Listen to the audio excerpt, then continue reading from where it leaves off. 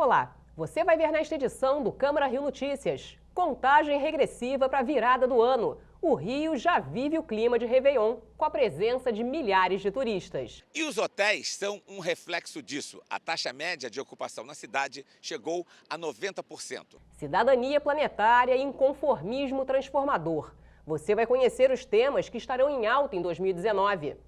E fim de ano é época de balanço. 2 vereadores falam das atividades legislativas durante 2018. Eu acho que foi um ano, do ponto de vista do trabalho, muito positivo. O clima já é de Réveillon na cidade maravilhosa. De acordo com a prefeitura, o Rio se prepara para o maior Réveillon da história. Só na praia de Copacabana são esperadas cerca de 2 milhões de pessoas. O setor hoteleiro comemora a taxa de ocupação para o Réveillon, que em algumas regiões da cidade supera os 90%. O movimento na Praça Mauá é um bom sinal para o Réveillon. A região, que se tornou um dos principais pontos turísticos do Rio, está cheia de visitantes. E quase todos de fora do estado. Miriam é do interior de São Paulo e se diz encantada com o que viu. Vem sempre para cá, para o Réveillon? Sempre, sempre. Já é tradição. Sem medo da violência? Sem medo, sem medo. Na confiança, na paz. Há uma certa preocupação, mas tudo bem, a gente anda tranquilo. E quantas vezes o senhor já veio ao Rio? Essa eu acho que já é a terceira vez. E nada lhe aconteceu até hoje? Não, graças a Deus não. É um lugar que vale a pena vir sempre. Por quê? Porque a cidade é muito linda, o povo hospitaleiro. Muitos ambulantes comemoram. Vitor Hugo é peruano e vende ímãs há 2 anos na região do Porto. Ele diz que o movimento aumentou 50% desde novembro. Estes 2 últimos meses está melhorando muito, que tem navio, cruzeiro. Graças a Deus tem muito turista aqui. Do 100% posso dizer que o 60% é brasileiro, o 40% é estrangeiro. Lohana não teve a mesma sorte. Está vendendo 35% a menos que no mesmo período do ano passado. Mas espera que os turistas comprem mais chapéus daqui para frente. Quanto é que custa em média um chapéu? 15, o mais barato 15 e a variação é de 35. Mas em épocas sem ser de crise, acredito que eu conseguiria vender a 40, 45. O VLT, que recebe 1.600.000 passageiros por mês, se beneficia também do turismo na região da Praça Mauá. Achei muito bom, prático, limpo, tem sempre alguém informando como funciona, como comprar, como recarregar. Achei muito prático e essa área ficou muito bonita. A crise econômica e a alta do dólar fizeram o Rio se tornar a cidade preferida dos brasileiros neste fim de ano, de acordo com o portal de busca de viagem Kayak. E os hotéis são um reflexo disso. A taxa média de ocupação na cidade chegou a 90%. No levantamento realizado em 23 de novembro, o índice era de 72%. De acordo com a Associação Brasileira da Indústria de Hotéis, as regiões formadas pelos bairros de Ipanema e Leblon, Flamengo e Botafogo, e Copacabana e Leme estão com uma ocupação acima da média, que varia de 91% a 94%. Na noite do Réveillon, os hotéis esperam uma ocupação entre 97% e 100% nestes mesmos bairros. O Cristo Redentor, que é um dos símbolos do país, vai ser uma atração especial na hora da virada. Ele vai receber uma projeção digital mapeada que dará a ilusão de movimento de 180 graus. A tecnologia vai fazer a estátua voltar o rosto para bairros que ficam nas costas dela. A projeção será acompanhada de uma mensagem de paz em libras, a linguagem de sinais. A Riotour promete uma queima de fogos diferente dos outros anos e 3 minutos menor. De 17 minutos para 14 minutos, isso não vai interferir absolutamente no espetáculo, até porque nós, ano passado, fizemos uma queima de 17 minutos. E foi exatamente os 3 minutos finais que tivemos muita fumaça. Então não adianta você ter uma grande queima de fogos, você ter um investimento significativo nesse espetáculo pirotécnico e ter fumaça, porque naturalmente terá fumaça. É uma estação que tem muita umidade o verão e quando você começa a explodir efeitos especiais com muito fogo, vai gerar umidade, vai gerar fumaça. Então a gente diminuiu um pouquinho para 14 minutos, deu um espaço entre as balsas para que a gente não tenha, se Deus quiser, fumaça nesse grande evento. E a quantidade de balsas também será menor. Uma novidade é que nós não mais trabalharemos com 11 balsas.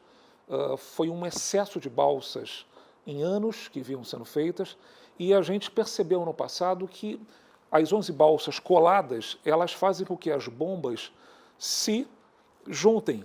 Uma está em cima da outra. E quando você contrata uma queima de fogos altamente qualificada, o grande destaque são as bombas de maior polegada, de maior efeito. Então, a gente coloca esse ano 10 balsas e as bombas terão mais espaço para abrir e não entrar numa na outra. Teremos bombas diferenciadas, bombas muito maiores, jamais vistas no Brasil. Então, sem sombra de dúvida, será o espetáculo pirotécnico mais encantador da cidade.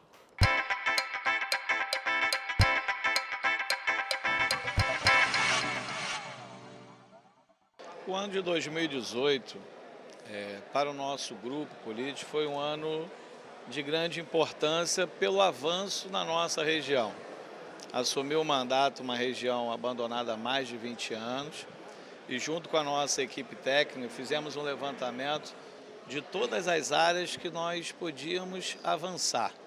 Então hoje é uma realidade, uma base da Guarda Municipal, onde todo o monitoramento da ronda escolar será feito em Anchieta. Conseguimos também um espaço que estava totalmente degradado, com vários usuários de droga, que é uma mini Vila Olímpica em Ricardo Albuquerque, sendo utilizadas pelos usuários.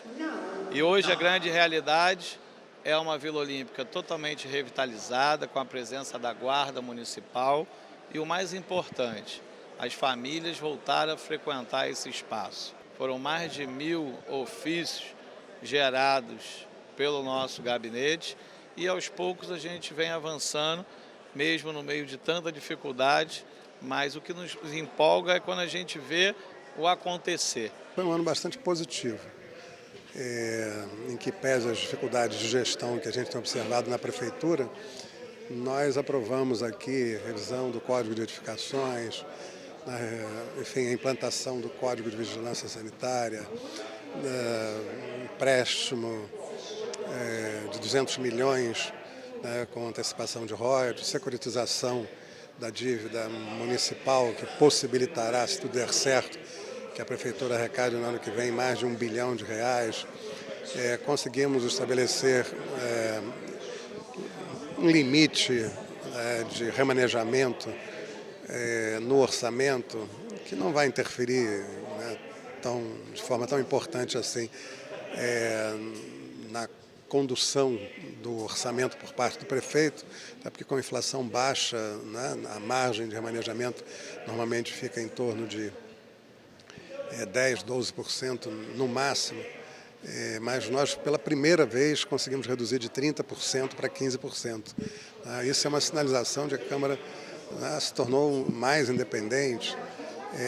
Outro fato importante é que nós conseguimos fazer algo que nunca havia conseguido antes, que foi aumentar o ISS das empresas de ônibus de 0,01% para 2%.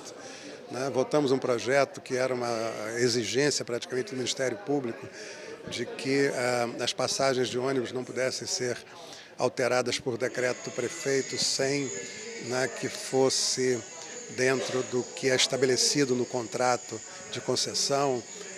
Isso também nunca havia acontecido antes, então eu acho que foi um ano, do ponto de vista do trabalho, muito positivo. Cidadania planetária, economia da experiência e inconformismo transformador. Esses temas estarão em alta em 2019, de acordo com a designer de experiências Verônica Marques. Ela conversou com a repórter Simone Braga e é essa entrevista que você confere a partir de agora. Verônica, agradeço desde já sua participação aqui na nossa entrevista e a gente está terminando o ano, muitas coisas novas estão por vir aí em 2019. O que a gente tem aí de novidade para o ano que vem nessa relação dos negócios e para a sociedade também em 2019? Como devemos nos preparar? Então, tem um conceito que vai permear muito a sociedade do ano que vem, que é cidadania planetária. Alguns dizem que cidadania planetária é sustentabilidade 2.0, mas ela é um pouquinho diferente. Quando a gente começa a olhar o mundo pelo prisma da cidadania planetária, a gente entende que a sociedade e o planeta são um ecossistema só. Isso significa que qualquer atitude que a gente toma vai impactar o meio ambiente e vice-versa. Já no mundo dos negócios, o que a gente vai ver é uma nova economia, né, que já vem sendo vista ao longo dos últimos anos, mas que eu acredito que vai vir mais forte o ano que vem, que é a economia da experiência. Nessa economia, a gente não compra produto e serviço, a gente compra as experiências que os produtos e os serviços nos propiciam. E isso muda o olhar, porque a gente acaba fazendo um consumo mais consciente de algum jeito. Por outro lado, a gente acaba se engajando com as marcas pelas emoções. Então, tem todo aí uma levada de muita inovação, de muita disrupção, de muita criatividade que vai marcar esse próximo ano. E quais os desafios e oportunidades? Eu acho que o grande desafio é a gente entender o processo de cocriação, né? Em sociedade, a gente tem que dialogar. Então, sendo A ou sendo B, o diálogo permanece. E quando a gente cocria soluções, ou seja, quando a gente desenvolve junto e quando essa solução é repleta de criatividade, a gente consegue de alguma forma dar um resultado melhor para todo mundo. Então eu acredito que uma palavra também muito importante é cocriação, porque a gente vai desenvolver novos cenários, vai encontrar novos enredos, vai buscar outras soluções e isso parte também de muita criatividade, né? Que já é uma questão tão natural nossa, né? Com certeza, né? O interessante é essa coisa da criatividade, né? A gente não pode parar, né, Verônica? É um movimento constante, né? Da criatividade. É isso, né? O mundo muda, né? Então, o que a gente era ontem, a gente já não é mais hoje, né? E o que a gente vai ser amanhã? Será? O que será esse novo, né, cidadão que a gente vai ter ali? Na realidade, o que a gente sabe é que precisa criar novas ideias. A gente precisa de inovação, a gente precisa de criatividade, a gente tem uma era de experiências, a gente tem um processo de inovação que a gente chama de inovação não linear. O que significa isso? Que ela vai acontecer de todos os lados. Então, ela não tem um caminho, né? A gente que é especialista na área, a gente fica, mas qual é o caminho? Bom, o caminho é que não tem caminho. A gente tem que ver como as coisas vão se comportar e como a sociedade vai se comportar e, a partir daí, encontrar soluções. E como a gente pode ir se preparando, Verônica, para esse cenário disruptivo? Eu acho que primeira coisa é entender que somos todos inconformistas transformadores, que é um outro conceito que vai vir muito forte em 2019. Isso significa o seguinte, se você não está muito satisfeito com alguma coisa, qual é a contribuição que você pode dar para que aquilo seja diferente? Ah, eu tenho lixo no meu bairro, né, ou na minha rua. O que eu posso fazer para mudar esse cenário? Eu posso me reunir com os outros moradores e criar um programa de que a gente não jogue o lixo na rua? Eu posso criar um programa de coleta seletiva ou de reciclagem? O que eu posso fazer? Tem muito desse inconformismo transformador que vai chegar em 2019 e ele não é só uma tendência, né? Ele é algo que tem um potencial muito grande de, através da criatividade, mudar a sociedade. Então tá aí uma levada, uma toada que eu acho que pode impactar muito esse próximo ano. E eu penso assim de uma forma mais ampla, né? Porque às vezes eu acredito ou observo que as pessoas ficam focadas só ali no mundo delas e numa percepção só. Por exemplo, eu sou advogada, eu só estou ali. E não, acho que agora é um momento de ampliar o conhecimento, né? Em todas as áreas, como você falou, é o meio ambiente, é pensar em tudo. É a cidadania planetária, né? Porque a cidadania planetária o que é? Se somos todos juntos, né? Estamos neste planeta, estamos em sociedade, qual é a contribuição que cada um pode fazer para isso melhorar? Então, as pessoas dizem que tendências são, né, possibilidades, são pressupostos, são ideias que podem acontecer. Eu prefiro acreditar que as tendências são desejos para o ano novo. Então, se a gente quer um ano novo de verdade, vamos lá construir ele como sociedade, né? Verônica, muito obrigada pela sua entrevista e voltamos com você, Ingrid. E o Câmara Rio Notícias fica por aqui. Obrigada pela companhia. Até a próxima. Rio TV Câmara, 15 anos no ar.